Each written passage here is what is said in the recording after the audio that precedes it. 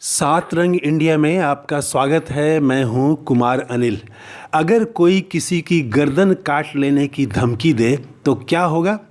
चार तरह की प्रतिक्रियाएं हो सकती हैं। अगर बिल्कुल असहाय होगा तो गांव छोड़कर भाग जाएगा। बिहार में 25-30 साल पहले ऐसा होता था। अब गर्दन काटने की किसी ने धमकी दी तो गरीब से गरीब आदमी भी थाने पहुंच जाएगा, केस करेगा। थोड़ा मजबूत होगा तो जवाब देगा कि है हिम्मत तो गर्दन काट कर दिखाओ। समर्थ होगा, बराबर का होगा तो वह भी गर्दन के बदले गर्दन की बात करेगा। गुस्सैल होगा तो हिंसा कर बैठेगा और जेल चला जाएगा। ये चार तरह की प्रतिक्रियाएं हो सकती हैं। तेजस्वी यादव ने इन चारों तरह की प्रतिक्रिया से बिल्कुल अलग प्रतिक्रिया दी। वे तो भाजपा के गुरु बन गए और भाजपा के दिग्गज चुपके से मैदान छोड़कर चले गए। बिहार में तो गजब हुआ। राजद के सांसद मनोज झा ने संसद में ओम प्रकाश वाल्मीकि की कविता ठाकुर का कुआं का पाठ किया। उन्होंने महिला आरक्षण के भीतर पिछड़ों के लिए आरक्षण की मांग का औचित्य समझाने के लिए वह कविता पढ़ी। इसके बाद उन्हीं की पार्टी के विधायक चेतन आनंद ने इसे राजपूतों का अपमान कह दिया। उनके पिता, जो कभी बाहुबली थे और हाल में जेल से सजा काटकर बाहर आए हैं, ने कहा कि वे सदन में होते तो जीभ खींच लेते। इसके बाद तो भाजपा नेताओं ने मुद्दा लपक लिया। भाजपा नेताओं ने राजद सांसद पर हमले शुरू कर दिए। गर्दन तक काट लेने की धमकी दी गई। लगा कि बिहार में कोई नया बवाल होने वाला है। भाजपा ठाकुर का कुआं कविता के खिलाफ, मनोज झा के खिलाफ ताव देने लगी। भाजपा विधायकों के अलावा उसके वरिष्ठ नेता और सांसद सुशील मोदी ने भी ताव दिया। लेकिन गजब हुआ। भाजपा को उम्मीद थी कि वह ताव देकर राजद को जलाएगी। राजद उन चार प्रतिक्रियाओं में से एक प्रतिक्रिया करेगा। या तो राजद दुबक जाएगा, या केस मुकदमा करेगा, या ललकारेगा। तेजस्वी यादव युवा हैं और भाजपा ने शायद सोचा होगा कि वे ललकारेंगे, तब भाजपा को मौका मिलेगा। वह तेजस्वी के बहाने उनके परिवार और उनके मुख्य सामाजिक आधार का चरित्र बताएगी कि देखिए ये लोग कैसे हैं। फिर तो जंगल राज का भी मामला सामने आ जाएगा। लेकिन तेजस्वी ने गजब किया। उन्होंने तलवार के सामने गांधी की किताब रख दी, नेहरू का गुलाब का फूल रख दिया। तेजस्वी यादव से पूछा गया कि भाजपा नेता कह रहे हैं कि ठाकुर का कुआं कविता पढ़ के मनोज झा ने एक जाति का अपमान किया। यह भी पूछा गया कि गर्दन काटने की धमकी दी जा रही है, आप क्या कहेंगे? तेजस्वी ने अपने वक्तव्य से भाजपा को चौंका दिया। खासकर दूसरे सवाल के जवाब से चौंकाया।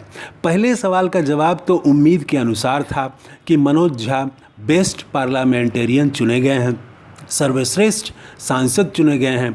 उन्होंने उस कविता का पाठ सामाजिक भेदभाव, उत्पीड़न और पिछड़ों की हकमारी को प्रमाणित करने के लिए कविता पढ़ी। वे महिला आरक्षण के भीतर पिछड़ों के आरक्षण के पक्ष में हैं। तेजस्वी के इस जवाब में चौंकाने वाली कोई बात नहीं है। दूसरे सवाल का जवाब चौंकाने वाला है। उनसे पूछा गया था कि गर्दन काटने की धमकी दी जा रही है, आप क्या कहेंगे?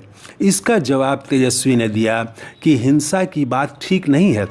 अगर मेरे विधायक ने भी हिंसा करने की बात की होती तो सबसे पहले मैं विरोध करता। तेजस्वी की बात पर जरा ध्यान दीजिएगा। उन्होंने कहा कि हिंसा की बात भाजपा ने की वह ठीक नहीं है।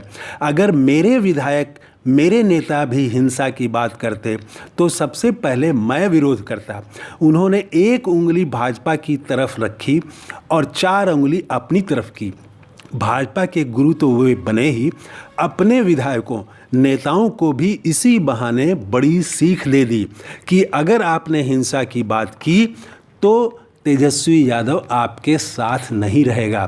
तेजस्वी ने जो लाइन ली, अब भला इसका विरोध कोई करे भी तो कैसे करे? भाजपा यह भी नहीं कह पाई कि तेजस्वी यादव डर गए। वह तो चुपके से मैदान से बाहर चली गई। तेजस्वी के बयान के बाद मैंने बिहार भाजपा के बड़े नेताओं ने एजेंडा बदल दिया है। मैंने बिहार भाजपा के कई नेताओं के ट्विटर हैंडल चेक किए।